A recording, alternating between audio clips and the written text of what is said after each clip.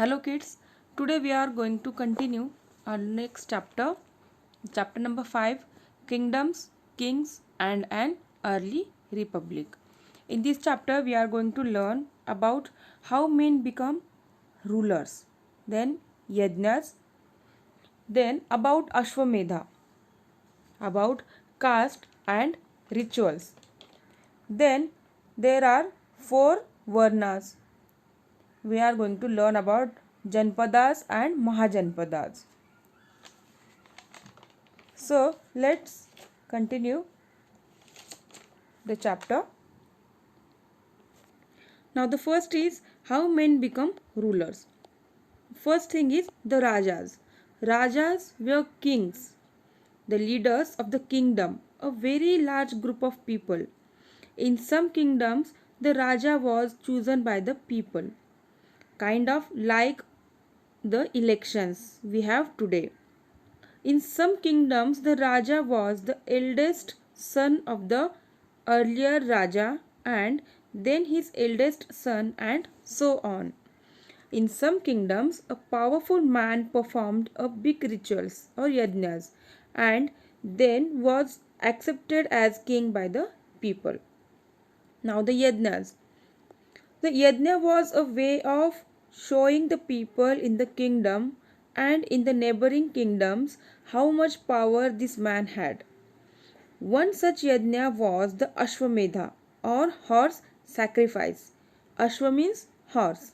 Medha means animal sacrifice. Now let us see about the Ashwamedha. So Ashwamedha was considered to be the most difficult yajna. It needed specially trained priests.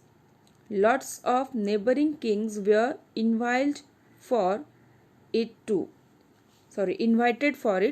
too. So a horse was selected and set loose to wander into neighboring kingdoms, and the Raja's armies would follow the horse. If that king let the horse pass through, it means that that king had accepted the king performing the yajna or sacrifice as his superior. If that king did not want to accept the king performing the sacrifice as his superior, then he had to stop the horse. Then the army of the king performing the sacrifice would fight with that king and that would decide which king was superior. So you can see that the king who decided to perform the Ashwamedha had to be very strong and courageous. He sat in a special seat for the ceremony and his charioteers would tell the audience stories about his bravery. The Raja that performed the Ashwamedha successfully was considered to be a strong and superior king. Now let us see caste and rituals. So caste in the Vedic period. So there are 4 castes or varnas in the Vedic period.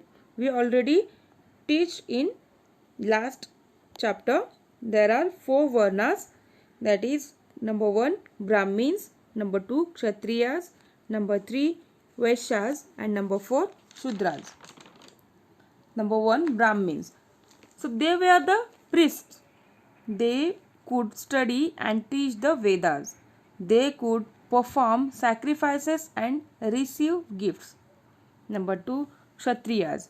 They were the warriors. They could rule the land. They had to fight battles and protect the people.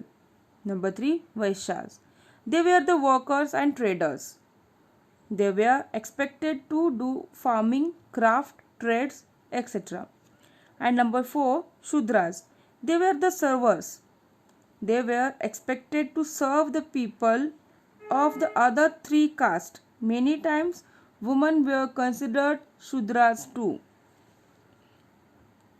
Now, Kshatriyas and Vaishyas were allowed to perform sacrifices.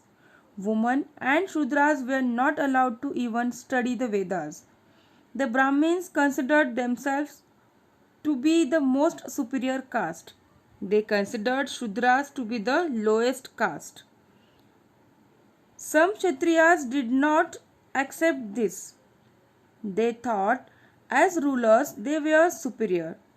Later, people who buried others, hunted, tribe, tribals, etc., were all considered to be Shudras. Over time, Shudras began to be considered as untouchables. The Brahmins decided that a baby's caste would be the same as its father's. Some people felt that fixing caste like this was wrong. Some people felt that making group of people like this itself based on occupation was wrong. They felt that all were equal. Anyone should be allowed to study the Vedas. They thought untouchability was wrong. Now we will see the Janapads and Mahajanapads. First is Janapas. When a king performed a sacrifice and became recognized as a stronger and more powerful king, his kingdom was called a Janpad. Jana means people, Pada means foot. Janapada means the place where people set their foot or settle down. Janapads were the earliest kingdoms in ancient India. Archaeologists have found lots of evidence that tells us how the huts of these people were, what animals they reared, what crops they grew, and how they made pots.